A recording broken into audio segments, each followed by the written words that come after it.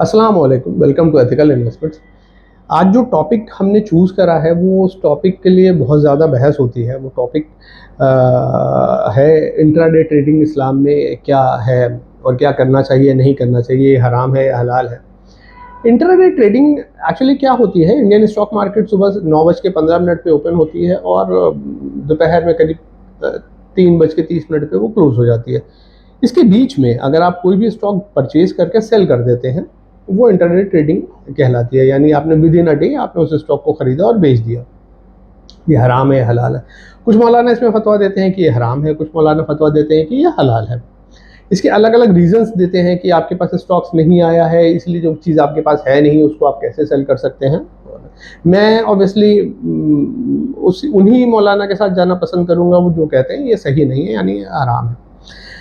अब इसकी बहुत सी वजह है। इसकी वजह है, अगर आप उस वजह को समझेंगे तो आपके समझ में आ जाएगा इंट्राडे ट्रेडिंग क्यों नहीं करना चाहिए। कोई बहुत फ़ायदे का सौदा नहीं होता है। हाँ, अगर इंट्राडे ट्रेडिंग कोई फ्यूचर एंड ऑप्शंस में करता है तो शायद वहाँ ज़्यादा पैसे बना ले, लेकिन कैश सेगमेंट में कोई बहुत ज़्यादा पैसे बनने नहीं है। और फ्यूचर एंड ऑप्शन सेगमेंट तो वैसे भी हराम है, तो इसलिए उसका कोई मतलब नहीं है। तो इंट्राडे ट्रेडिंग से नॉर्मली बचना चाहिए, क्योंकि उसमें आप पैसे बनाएंगे नहीं। एज पर डेटा अगर मैं बात करूँ तो इंडिया में करीब 90% लोग स्टॉक मार्केट में जो इंट्राडे ट्रेडिंग करते हैं अपना पैसा लूज करते हैं। अब आपको लगेगा आप 10% में आ जाएंगे, आप बहुत स्मार्ट है। ऐसा नहीं होता है, क्योंकि 10% में जो आते हैं वो FIIs या बहुत बड़े बड़े इंस्टीट्यूशनल इन्वेस्टर्स होते हैं जो बहुत ह्यूज अमाउंट ऑफ मनी से ट्रेड करते हैं।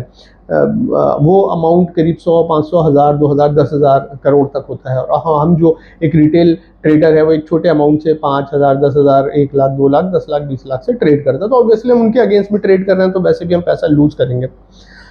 अब अगर इसको हम टैक्सेशन के पॉइंट ऑफ व्यू से समझे, यानी कि इंट्राडे ट्रेडिंग में जो आपने पैसा कमाया उस पर क्या टैक्स लगेगा, तो जब आप ITR फाइल करेंगे, इनकम टैक्स रिटर्न, तो आप उसको देखेंगे कि ये जिस टैक्सेशन के दायरे में आता है वो टैक्सेशन स्पेकुलेशन के दायरे में आता है। यानी ये आता ही ना लॉन्ग टर्म शॉर्ट टर्म में तो आता ही नहीं है, ये सट्टा यानी स्पेकुलेशन के दायरे में आता है। तो जी जो चीज़ गवर्नमेंट ने ऑलरेडी सट्टा में डाली हुई है, आप उसको जस्टिफाई कैसे कर रहे हैं? तो ये है तो सट्टे के ही दायरे में। बिल्कुल ये फ्यूचर एंड ऑप्शन की तरह ही इसका टैक्सेशन होता है। और अगर फिर भी कोई ये कहता है कि नहीं मैं इंट्राडे ट्रेडिंग करूंगा, तो आप उसका प्रॉफिट एंड लॉस का स्टेटमेंट देख लीजिएगा। 6 महीने 1 साल का वो प्रॉफिट में नहीं होगा, वो लॉस में ही होगा। क्योंकि ये बहुत ही मुश्किल है। क्योंकि देखिए, किसी स्टॉक में अगर मोमेंटम आता है तो वो ऑब्वियसली एक दिन में आकर खत्म नहीं होता है, वो अगले 1, 2, 3 दिन मिनिमम चलता ही चलता है। अगर आज आपने मान लीजिए कि पैसा डाला और शाम तक आपका मोमेंटम नहीं आया, तो आपका लॉस जो होगा, फिर आपको लॉस बर्दाश्त करना, वो सब चीजें, तो आप नेट में देखेंगे तो आप उसमें नेगेटिव रहेंगे, और फिर उसका टैक्सेशन भी स्पेकुलेशन का। तो इंट्राडे ट्रेडिंग की अगर मैं बात करूं तो सिंपल सी बात है, वो नहीं परमिसिबल है और वो सही भी नहीं है।